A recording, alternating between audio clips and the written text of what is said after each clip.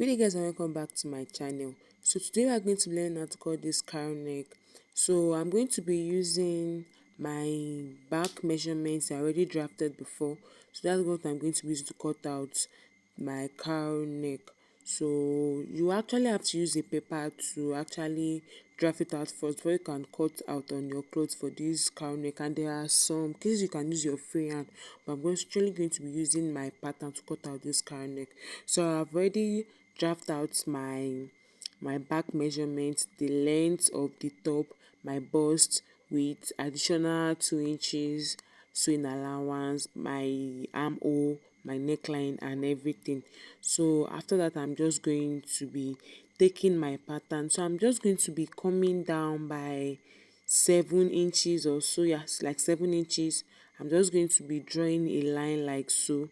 So I'll just draw the line, I'll just cut it out. So this is how you're going to be cutting it out. So I'll just cut it out. So make sure when you're cutting it out, you don't actually cut it or like cut it all through, to like make sure it's still attached to the paper. So because you can actually use your pattern another time again. So you just need to just sellotape it up or gum it up, that's all.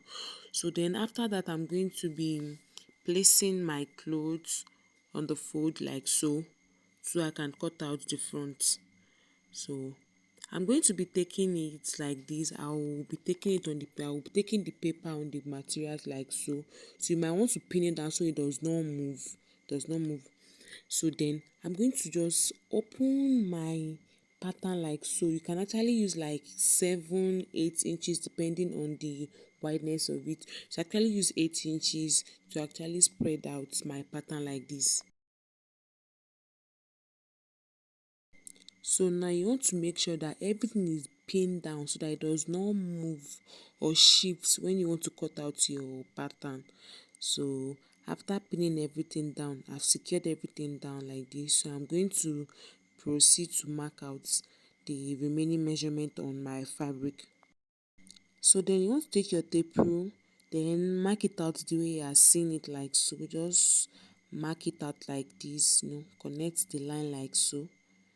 Then after doing that, you want to trace out your shoulder, then your armhole, trace it out like so. Just that's all. So now this is how it looks like after cutting it out. So I'm going to remove the pin so I can show you guys what it looks like after cutting it out. So after removing the paper, I'm going to be opening it up so you can see what the front look like.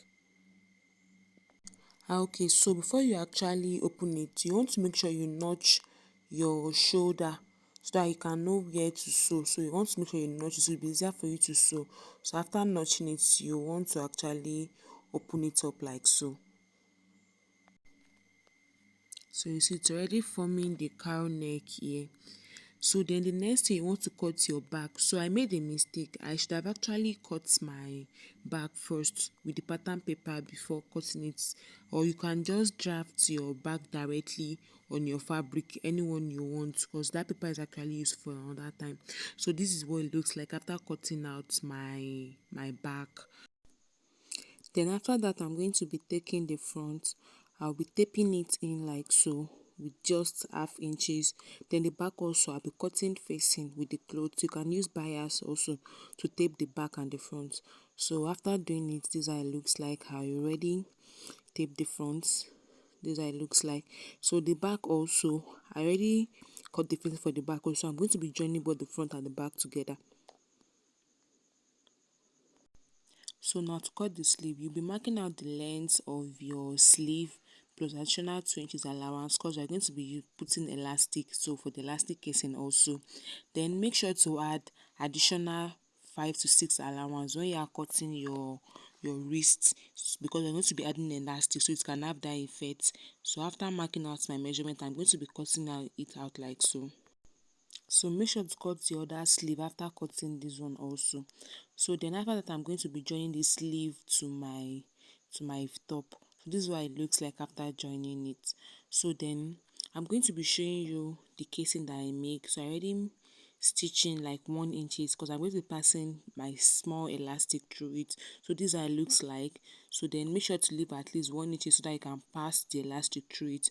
I already then sew the second hand, so this is how it looks like after passing in the elastic. And this is the final result. If you find this video helpful, please comment, like and subscribe. Thanks.